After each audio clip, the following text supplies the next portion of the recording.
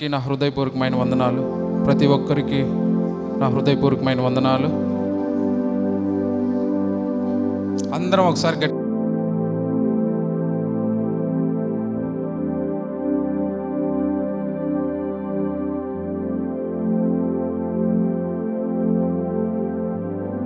స్తోత్రం చెప్దాం. అందరం చేతులు పైకెత్తి హల్లెలూయా హల్లెలూయా. సమయంలో మనం బైబిల్ ఉన్నవారంతా కూడా బైబిల్ ఓపెన్ చేసి మార్కు సువార్త 1వ అధ్యాయం 40వ వచనం నుంచి 45వ వచనం వరకు చదువుకుందాం. మార్కు రాసిన సువార్త 2వ అధ్యాయం 40వ వచనం. 1వ అధ్యాయం 40వ వచనం. 1వ అధ్యాయం 40వ వచనం.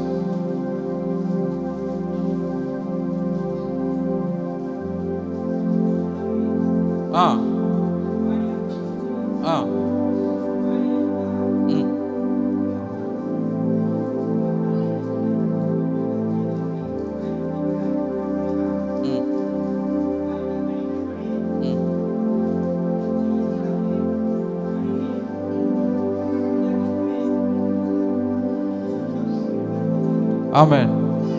ఇక్కడ మనం ఏం గ్రహించే వాక్యం ద్వారా, ఒక కుష్ఠిరోగి ఆయన యొద్దకు వచ్చి ఆయన ఎదుట మోకాళ్ళుని, నీకు ఇష్టమైతే నన్ను శుద్ధినిగా చేయమని దేవుణ్ణి అడుగుతా ఉన్నాడు.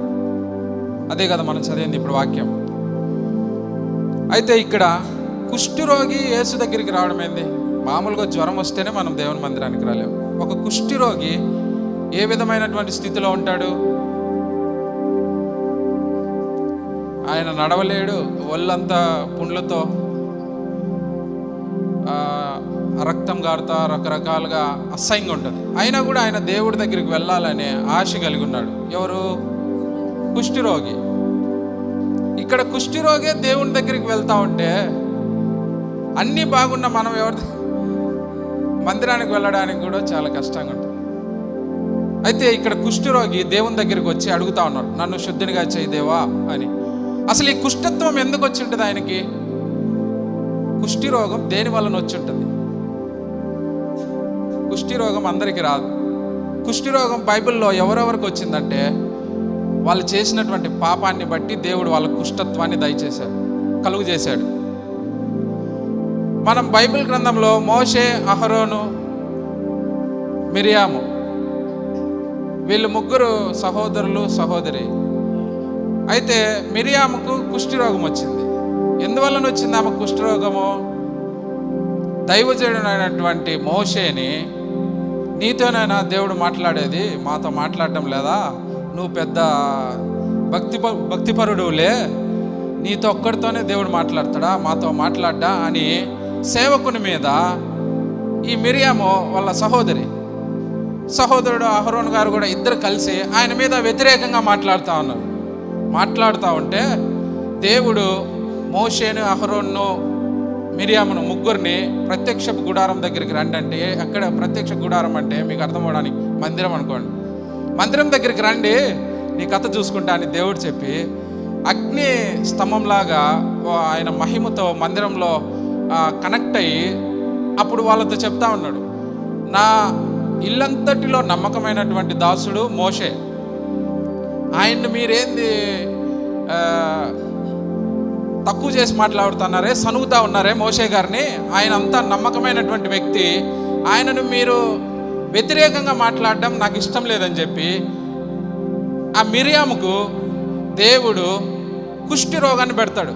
కుష్ఠిరోగాన్ని పెట్టంగానే ఈ అహరోను గారు, మోషే గారు అప్పుడు కూర్చొని, దేవా ఎందుకు ఈ కుష్ఠిరోగాన్ని పెట్టావు, మా చెల్లెలకు ఈ కుష్ఠిరోగం నుంచి విడుదల దయచేయని దేవుడు అడిగినప్పుడు, మనము ఒకవేళ ఏదైనా పాపం చేస్తుంటే దేవుడు క్షమించుంటాడేమో, కానీ మనం చేసినటువంటి పాపాలన్నింటినీ కూడా రీసైకిల్ బిన్లో దాచిపెట్టే ఉంటాడు. ఒకవేళ మనం డెలీట్ చేసినా కూడా మనలో నుంచి దేవుడు దాన్ని రీసైకిల్ బిన్లో ఎత్తిపెట్టి ఉంటాడు లాస్ట్లో ఫైనల్ కోసం. కనుక ఇక్కడ కుష్ఠిరోగం అనేది ఒక శాపానికి గుర్తు.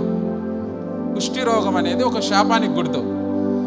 ఈ కుష్ఠిరోగము క్షీణించిపోయే స్థితి, కుష్ఠరోగం అంటే అర్థం ఏంటంటే క్షీణించిపోయే స్థితి, దోషము, శాపము, అశుద్ధమైన జీవితం, ఇవన్నీ కూడా కుష్ఠత్వానికి సంబంధించినటువంటి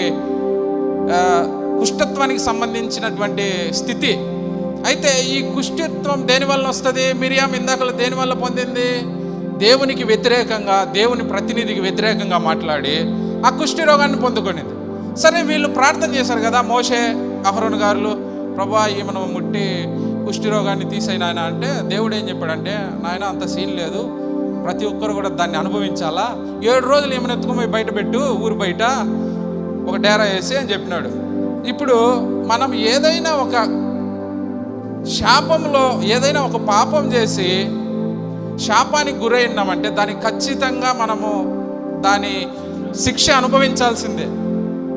ఇక్కడ మిరియాము కూడా అదే కదా, దేవుడితో కనెక్ట్ అయినటువంటి మోషే గారు, అహరోను గారు ఇద్దరు అడిగినా కూడా దేవుడు ఏం చెప్పాడు? నాయన ఖచ్చితంగా అనుభవించాల్సిందే. ఒక తండ్రితో ఒక కూతురు లేదా కుమారుడు ఇద్దరు గొడవ పడితే ఒక 7 రోజులు మాట్లాడుకోరు కదా భూమి మీద.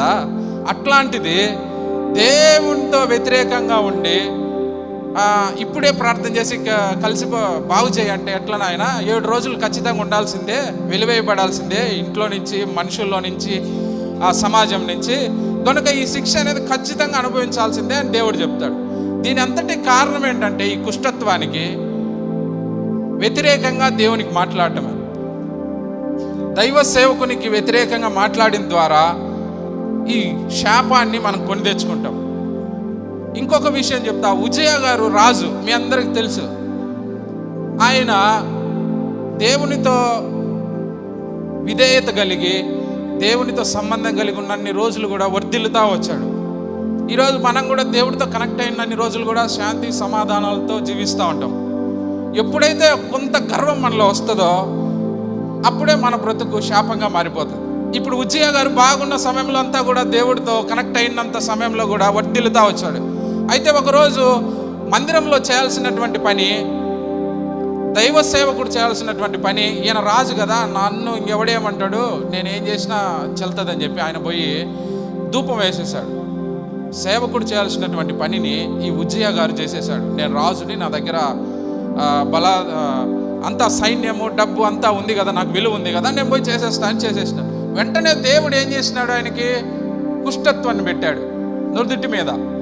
ఈరోజు వాక్యం వింటున్న మనము మన జీవితాల్లో శాపము, కుష్ఠత్వము, అస్వస్థత, క్షీణ స్థితి నుంచి మనం తొలగించబడాలంటే దేవునికి విధేయులమై, సేవకునికి విధేయులమై, సంఘానికి విధేయులమై ప్రతి ఒక్కరూ జీవించడానికి ప్రయత్నం చేయాలి. హల్లెలూయా, హల్లెలూయా.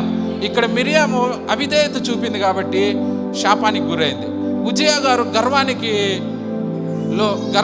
గర్వంతో ఫీల్ అయినాడు కాబట్టి ఆయన కుష్ఠత్వానికి లోనయ్యాడు. ఇలా కుష్ఠరోగులు బైబిల్ గ్రంథంలో మనం గ్రహిస్తే ఇంచుమించు 20 మంది దాకా ఉన్నారు. ఎప్పుడైనా మనం గ్రహించామా? 20 మంది దాకా కుష్ఠరోగులు ఉన్నారు. సరే, ఈ కుష్ఠరోగం అనేది దేనికి సాదృశ్యం? కుష్ఠరోగం ఉన్నాడు పరిస్థితి ఏ విధంగా ఉంటుంది? వాడిని ఊరు బయట పెడతాడు. ఇప్పుడైతే అంత సీన్ లేదు కదా, లోగడ చాలా కఠినంగా ఉండేవాళ్ళు. ఆ వ్యక్తిని బయట పెట్టేస్తాడు, మనుషులకు దూరంగా ఉంటాడు, సమాజానికి దూరంగా, వాళ్ళ దగ్గరికి వెళ్ళి ఎవరు మాట్లాడరు. అలాంటి ఒంటరి స్థితిలో ఉండేటువంటి బ్రతుకు కుష్ఠరోగం శాపంతో నిండినటువంటి వారి బ్రతుకులు ఆ విధంగా ఉంటాయి. అయితే ఈ కుష్ఠరోగి దేవుని దగ్గరకు వచ్చి మోకాళ్ళు వంగడం అంటే అర్థం ఏంటి? మోకాళ్ళు వంగడం అంటే అర్థం ఏంటి? దేవునికి విధేయత చూపడం, గౌరవించడం. మోకాల్లోని అంటానే దేవునికి విధేయత చూడడం, వేడుకోవడానికి దేవుని దగ్గర మోకాళ్ళు వంగే దాన్ని ఏమంటామంటే లోపడటం. ఈ అర్థాలన్నీ కూడా, సాగిల పడటం కూడా, ఈ అర్థాలన్నీ కూడా మోకాల్లోనే స్థితికి వస్తుంది. మోకాళ్ళు వంగడం అనగానే నాకు ఆంటీ గుర్తొస్తుంది. వచ్చినప్పటి నుంచి 50 నిమిషాలు మోకాళ్ళు వంగి ఉంటుంది. ప్రతి వారం నేను గమనిస్తాను. ఎప్పుడైతే మనము మోకాల్లోని దేవుని దగ్గర విధేయత చూపిస్తామో దేవుడు మనకున్నటువంటి శాపాల నుంచి, మనకున్నటువంటి అనారోగ్యాల నుంచి ఆయన విడుదల చేస్తాడు. ఎప్పుడైతే నువ్వు మోకాళ్ళ అనుభవం కలిగి ఉంటావో ఆయన కరుణ నీ పైన ఉంటుంది. ఎలా ఆయన కరుణ నీ వైపు ఉంటుంది? ఆయన దగ్గర నువ్వు మోకాళ్ళ అనుభవం కలిగి, విధేయత కలిగి, లోబడి ఉంటే ఆయన కరుణ నీ మీద ఉంటుంది. కరుణ ఎలా ఉంటుందంటే, మన సంఘంలోనే బ్రాంచ్ సంఘంలో ప్రసాద్ అని ఒక ఆయన ఉన్నాడు. ఆయన డ్రైవింగ్ జాబ్ చేస్తూ ఉంటాడు, బస్సు డ్రైవర్గా చేస్తూ ఉంటాడు. ఈ బస్ డ్రైవింగ్ చేసేటప్పుడు పోయినసారి వరదలు వచ్చినప్పుడు రాజంపేట దగ్గర ఆయన బస్సులో వెళ్తూ ఉన్నాడు. నీళ్లు కట్ట దిగిపోయి వచ్చేసినాయి. అయితే ఈ బస్సులో ఉన్న వాళ్ళంతా కూడా దిగిపోయినారు. ఒక 5 మంది మిగిలినారు. 5 మంది మిగలంగానే ఈ 5 మంది లోపల ఉన్నారు. ఈ అన్న కూడా డ్రైవింగ్ చేస్తూ ఉన్నాడు, కండక్టర్ ఇంకొంతమంది ఉన్నారు. ఈ ముగ్గురు కూడా లోపలే ఉన్నారు. ఈయనొక్కడు బస్సు పైకి ఎక్కినాడు. బస్సు పైకి ఎక్కి దేవుని దగ్గర మోకాల్లోని బస్సు పైనే ప్రార్థన చేస్తూ ఉన్నాడు. ప్రభువా, నీ చిత్తమైతే నన్ను బ్రతికించు అంటే ఆయన ఆ శాపకరమైనటువంటి స్థితిలో ఉన్నాడు. ఆ సమయంలో ఇంకా చనిపోయే స్థితి అది. మిగతా 4 చనిపోయినారు, ఈయనొక్కడు బ్రతికున్నాడు. ఆ బస్సు పైన చుట్టూ నువ్వు గమనిస్తే అంతా నీళ్ళే, బస్సు అంతా మునిగిపోయింది. ఇప్పుడు ఆయనకు ఒక్కడే దారి. ఎవరంటే దావీదు కుమారుడు దేవుడు. ఆయనతోనే ఇంకా ఆయన అడగాలి. ఇప్పుడు ఆయన ఆ బస్సు పైన దేవుణ్ణి అడుగుతా ఉన్నాడు, ప్రభువా నన్ను కాపాడు, నాలో ఉన్నటువంటి ఈ స్థితి నుంచి నన్ను బ్రతికింపచేయి అని అడిగినప్పుడు కొద్దిసేపటి క్రమంగా దేవుడు ఆ నీటిని తగ్గించేశాడు. ఒక 4-5 గంటలు ఆయన బస్ పైన ఉండగానే ఇంతలో రక్షించే వాళ్ళు వచ్చి ఆయన తీసుకొని వెళ్ళి కాపాడినాడు.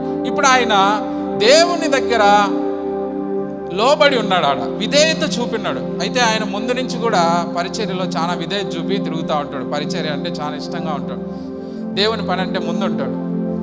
ఆ విధంగా ఉన్నటువంటి ఆ వ్యక్తి 5 మంది చనిపోయినప్పటికీ ఈయనొక్కడు బ్రతికే విధంగా దేవుడు ఆయన్ని కాపాడాడు.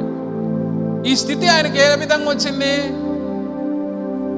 ఆయన దేవుని కరుణ ఆయన మీద ఉంది కాబట్టి, దేవుని దగ్గర లోబడి విధేయత చూపించేవాడు కాబట్టి ఆయన బ్రతికింపజేశాడు దేవుడు. హల్లెలూయా.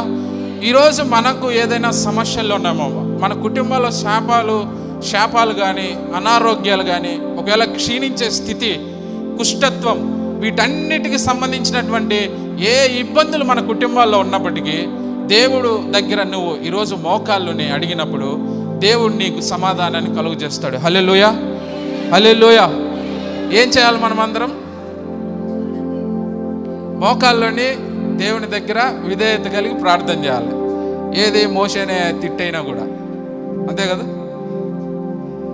ఎప్పుడైతే మనం విధేయత కలిగి ఉంటామో దేవుడు మనల్ని రక్షిస్తాడు. ఇక్కడ మోకాల్లోని ఈయన దావీదు కుమారుడా నన్ను కరుణించు, నన్ను శుద్ధినిగా చేయి.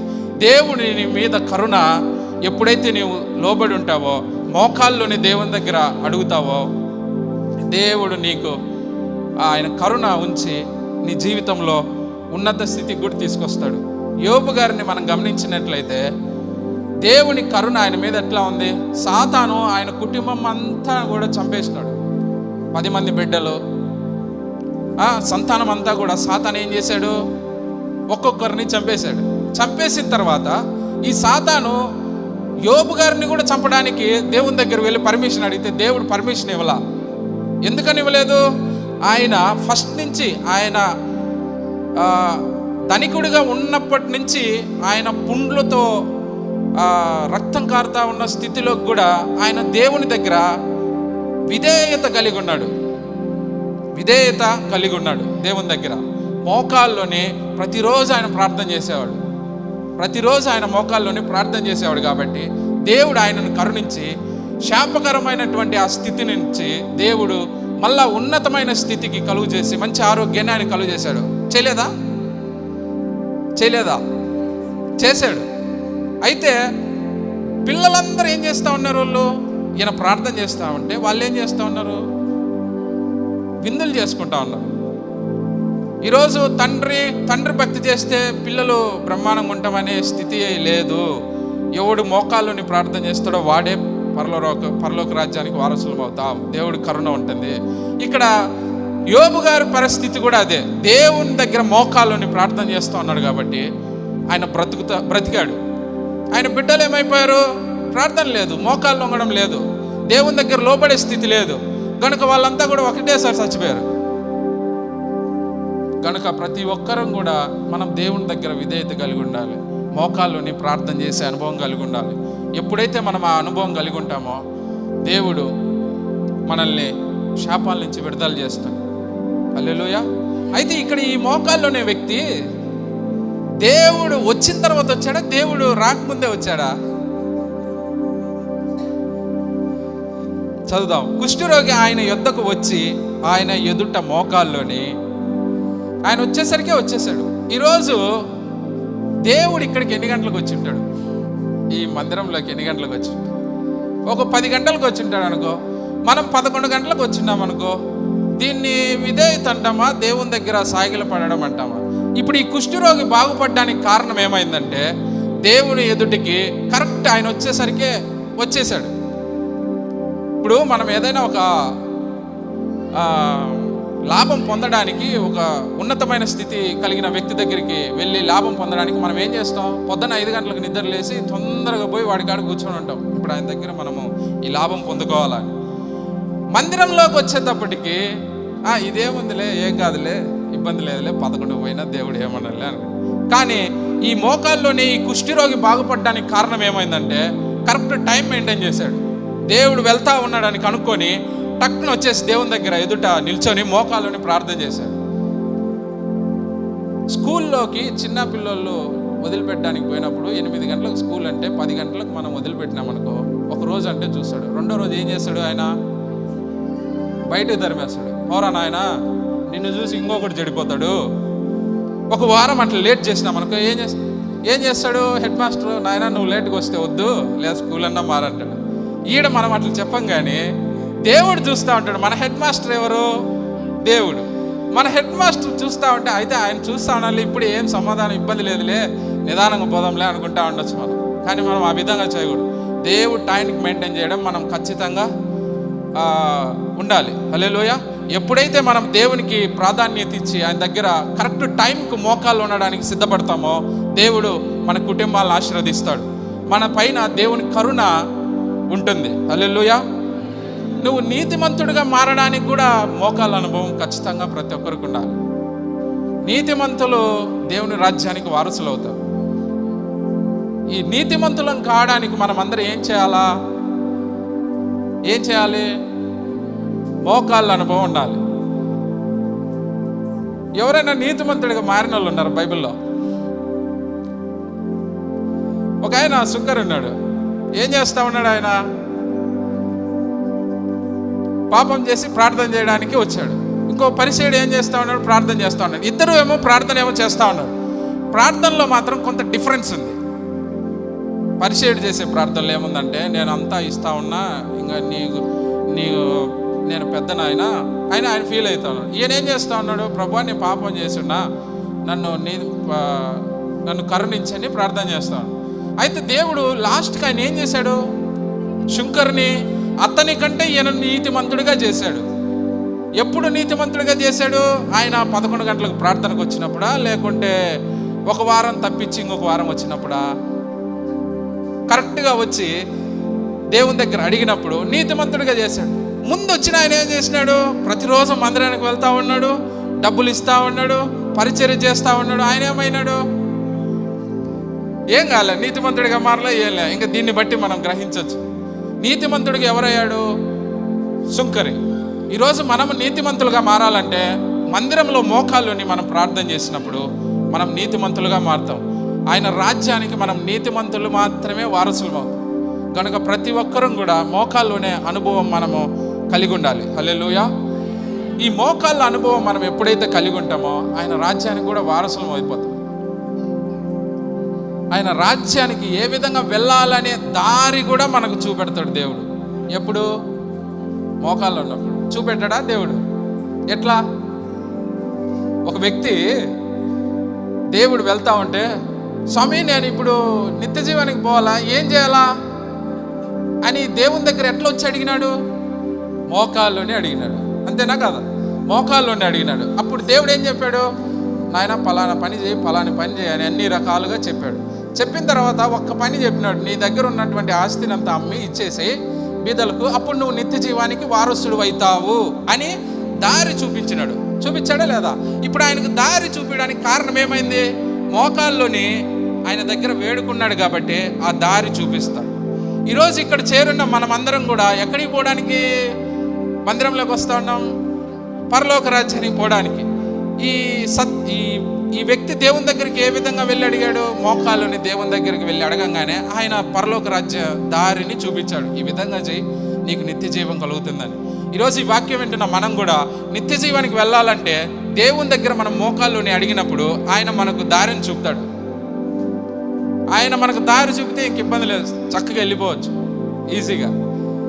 ఎప్పుడైతే మనం దేవుని దగ్గర మోకాళ్ళని అడిగినప్పుడే దేవుడు మనల్ని ఆయన రాజ్యానికి దారి కూడా చూపిస్తాడు. ఆ దారి నీకు చూపించి నువ్వు ఇంకొకరికి దారి చూపించేవానికి కూడా చేస్తాడు. ఎట్లా? పౌలు శీలలు ఇద్దరు కూడా చెరసాలలో పడి ఉన్నప్పుడు వాళ్ళిద్దరు ఏం చేయాలా? ఈరోజు మనం కానీ ఒకవేళ ఎవరన్నా చెరసాలలో పడి ఉన్నాం, ఏం చేస్తాం? వానికి ఫోన్ చేసి ఈయనకి ఫోన్ చేసి, నాయన ఇది మాట్లాడు, వాడిని మమ్మల్ని బయటికి రెప్పి తొందరగా బయలు తెప్పి అది ఇది. ఇప్పుడు పౌలు శీలలు ఇద్దరు ఏం చేస్తూ ఉన్నారు?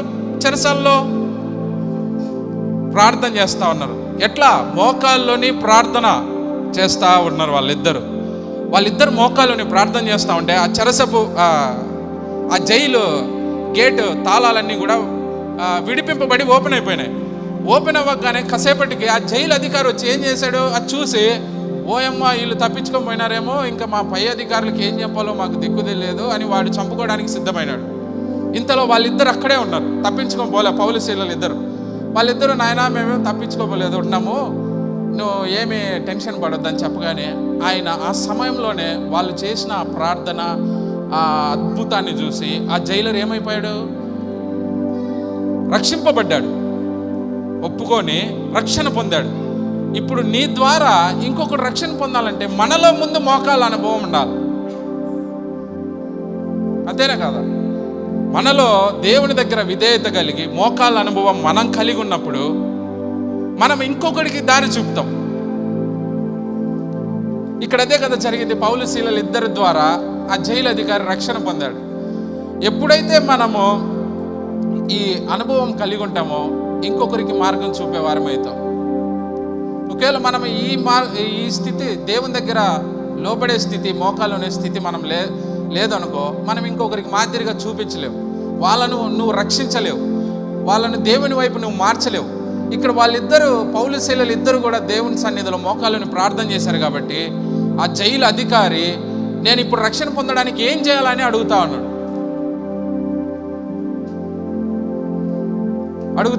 ఇంత గొప్ప రక్షణ ఆయన కలిగింది ఎవరి ద్వారా? వేరే ఇద్దరు మోకాళ్ళని ప్రార్థన చేయడం ద్వారా. కనుక ప్రతి ఒక్కరం కూడా మోకాళ్ళ అనుభవం కలిగి ఉంటే నువ్వు ఇంకొకరిని రక్షిస్తావు, నీకు దేవుడు దారిని కూడా నీకు చూపిస్తాడు. ఎప్పుడు? ఈ మోకాళ్ళ అనుభవం మనం కలిగి ఉన్నప్పుడు. శోధనలో కూడా మనల్ని దేవుడు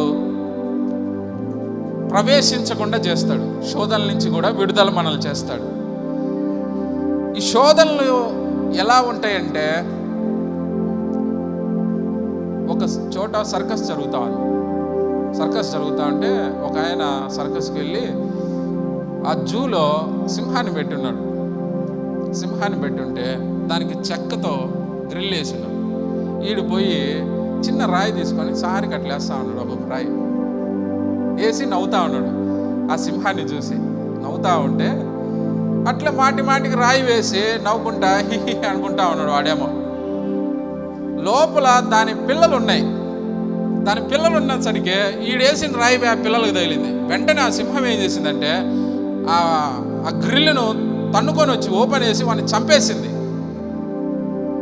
వెంటనే చంపేసింది. ఈరోజు మనము కూడా మోకాళ్ళ అనుభవం కలిగి ఉన్నప్పుడు నీ మీద ఏ ఓడైనా శోధన కల్పించినా, ఏదైనా ఇబ్బంది కల్పించినా, మన దేవుడు సింహం ఏ విధంగా ఆయన్ను శిక్షించి తన బిడ్డల్ని ఏ విధంగా కాపాడుకునిందో ఆ విధంగా మన తండ్రి అయిన దేవుడు కూడా మనల్ని కాపాడుతాడు. హల్లెలూయా. శోధనల నుంచి మనల్ని తప్పించి ఆయన నడిపిస్తాడు.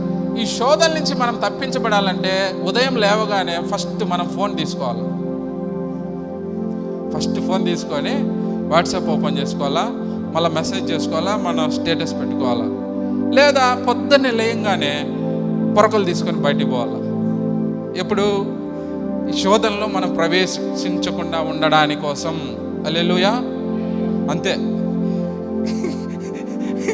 ఎప్పుడైతే మనం పొద్దున్న లేచి ఫోన్ ఛార్జింగ్ అయిపోయిందే, పెట్టుకుందామా అని ఎంత రెడీ అవుతూ ఉంటాం.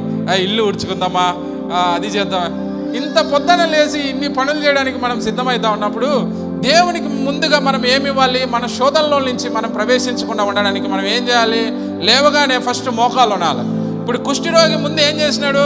అన్ని సర్దుకొని ఏం రాలే. నేను కుష్ఠరోగంలో ఉన్నా, నేను బాగుపడడానికి దేవుని దగ్గరికి వెళ్ళి ఫస్ట్ నేను ఆయన దగ్గర మోకాళ్ళు అడుక్కోవాలని అనుకున్నాడు. మన కుటుంబాలు కూడా శోధనలో ప్రవేశించకుండా ఉండాలంటే మనం ఏం చేయాలంటే దేవుని దగ్గర మొదటిగా ప్రాధాన్యత ఇవ్వాలి, మోకాళ్ళని ప్రార్థన చేయాలి. ఈ విధంగా ప్రార్థన చేస్తే దేవుడు మనల్ని శోధనల నుంచి తప్పించేస్తాడు. హల్లెలూయా, హల్లెలూయా. ఆ సింహం ఏ విధంగా తన బిడ్డలను కాపాడుకునిందో మనల్ని కూడా దేవుడు ఆ విధంగా కాపాడుతూ వస్తాడు. మనలో ఉన్నటువంటి శాపాలు కానీ, క్షీణించే బ్రతుకులైతే కానీ, క్షీణించే స్థితిలో మనం ఉన్నప్పటికీ కూడా దేవుడు మనల్ని ఆ కుష్ఠత్వాన్ని నుంచి విడుదల చేస్తాడు. కనుక ప్రతి ఒక్కరూ కూడా శోధనలోకి మనం ప్రవేశించకుండా ఉండాలంటే ఫస్ట్ మనం దేవుని దగ్గరికి చేరి ప్రార్థన చేయాలి. దేవుని దగ్గర చేరి మోకాల్లోనే అనుభవం మనం కలిగి ఉండాలి. అదేవిధంగా నిత్య జీవానికి దారి మనకు చూపించాలన్నా కూడా మనం దేవుని దగ్గర మోకాల్లోనే అనుభవం కలిగి ఉన్నప్పుడే దానికి దారి చూపెడతా ఉంటాం. ఇక్కడ ఆల్రెడీ దేవుని వాక్యం మనకి దారి చూపెడతా ఉంది, కానీ మనం ఆ దారిలో పోవడానికి కష్టమైంది. ఇప్పుడు ఈ దారిలో పోదాం రానాయన అంటే ఎర్రోడు చెప్తా ఉన్నాడు అని అంటారు కొందరు. అయితే మనకు ఆల్రెడీ దారి కూడా ఇక్కడ చూపించే ఉన్నాడు, ఈ విధంగా చేయండి.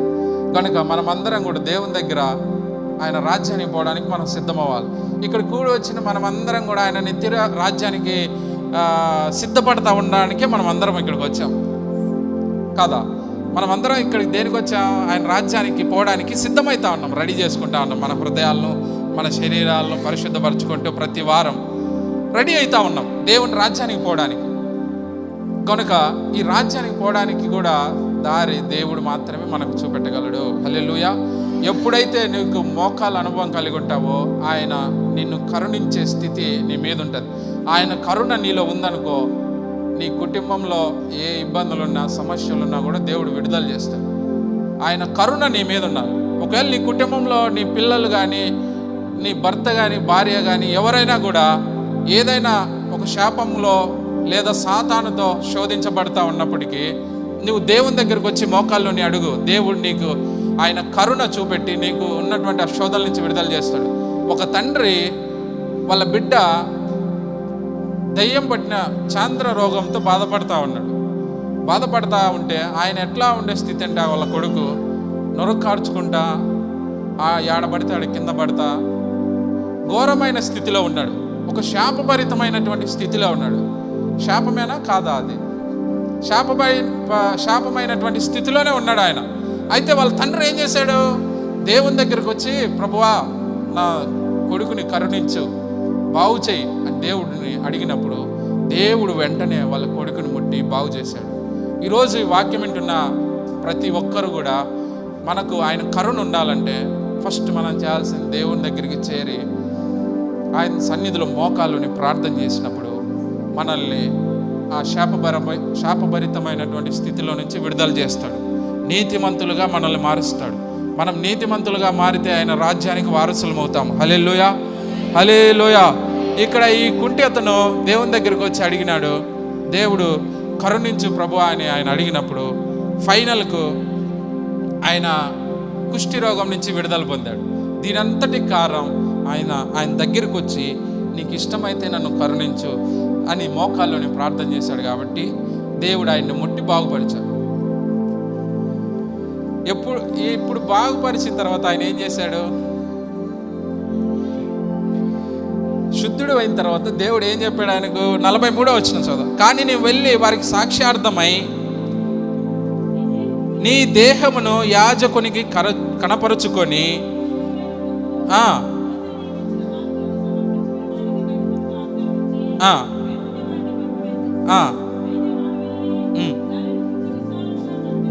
దేనిని గురించి విస్తారంగా ప్రకటిస్తూ ఉన్నాడు? దేని గురించి ఆయన విస్తారంగా ప్రకటిస్తూ ఉన్నాడు అంటే కాదు, నోళ్ళు తెరిచి చెప్పాలి. మన కొత్త వాళ్ళు ఎవరు వచ్చి అడిగినా కూడా మన మందిరంలో నోళ్ళు తెరిచి చెప్పలేకుండా వాళ్ళేమో ఏం తెలియదు అన్నట్టు వాళ్ళు ఫీల్ అయ్యి మనల్ని అడుగుతూ ఉన్నారు పోయేటప్పుడు. దేని గురించి చెప్తా ఉన్నాడు ఆయన? నన్ను దేవుడు బాగుపరిచినాడు, నాకున్నటువంటి ఆ శాపభరితమైన స్థితిలో నుంచి దేవుడు నన్ను బయటికి తీసుకొచ్చాడు, మీరు కూడా రండిరా స్వామి మారుదురు అని ఆయన సువార్తలాగా చెప్తా ఉన్నాడు. ఎవరో కుష్ఠరోగి. మనం మన శాపాల నుంచి దేవుడు మనల్ని విడుదల చేశాడు. మనం ఎంతమందికి ఈ దేవుడు చేసిన ఈ కార్యాలను మనం చెప్తా ఉన్నాం? ఎంతమందికి మనము ఈ సువార్తను ప్రకటించగలుగుతా ఉన్నాం? దేవుడు ఇతరులను ప్రేమించు, కనికరించు, కనికరపడువాడు ధన్యుడు అంటాడు కదా. కనికరపడువాడు అంటే ఎవరు? కనికరపడవాడు, ప్రేమించేవాడు ఎవడంటే, మనం దేవుని నమ్ముకొని బాగుపడ్డాం కదా, మనలాగానే వాడు కూడా బాగుపడాలని చెప్పడమే కనికరించడం, ప్రేమ. నువ్వేదో ఒక అర్ధసేరు బియ్యం ఇచ్చి అర్ధసేరు కందిపప్పు ఇస్తే కాదు. ఇప్పుడు నువ్వు ఎట్లా మారినావు, మనం ఏ విధంగా దేవుని నమ్ముకున్నాము, నాలాగే వాడు కూడా రావాలని నువ్వు ఇష్టపూర్వకంగా వాడిని మార్చి దేవుని దగ్గరికి తేడమే నిజమైన ప్రేమ, నిజమైన కనికరం మనకు ఇతరుల మీద ఉందని వాక్యం ద్వారా మనం గ్రహించాలి. ఇప్పుడు ఈయన దేవుడి ద్వారా పొందినటువంటి ఈ స్వస్థతను ఇతరులకు చెప్తా ఉన్నాడు. అంటే ఆయన దేవుని ప్రేమ గురించి కూడా ఇతరులకు ప్రకటిస్తూ ఉన్నాడు. నన్ను దేవుడు బాగుపరిచినాడు, నిన్ను కూడా బాగు చేస్తాడు, రండి అని. మరి ఈరోజు మనం ఈ విధంగా చేయగలుగుతున్నాం. ఒకవేళ చేయలేకపోతే ఈ కుంటతను, ఈ కుష్ఠరోగి ఏ విధంగా చేశాడో ఆ విధమైనటువంటి పని మనం కూడా చేస్తే దేవుడు మనల్ని కూడా బాగు చేసి ఒక ఉన్నత స్థితిలోకి మనల్ని తీసుకొస్తాడు. హల్లెలూయా, హల్లెలూయా. ఈ వాక్యం విన్న ప్రతి ఒక్కరు కూడా మన మోకాళ్ళ అనుభవం కలిగి జీవించడానికి ప్రయత్నం చేయాలి. నా టైం అయిపోయింది కాబట్టి నేను మిగతా టైం దైవ సేవకులకు అప్పగిస్తా ఉన్నాను.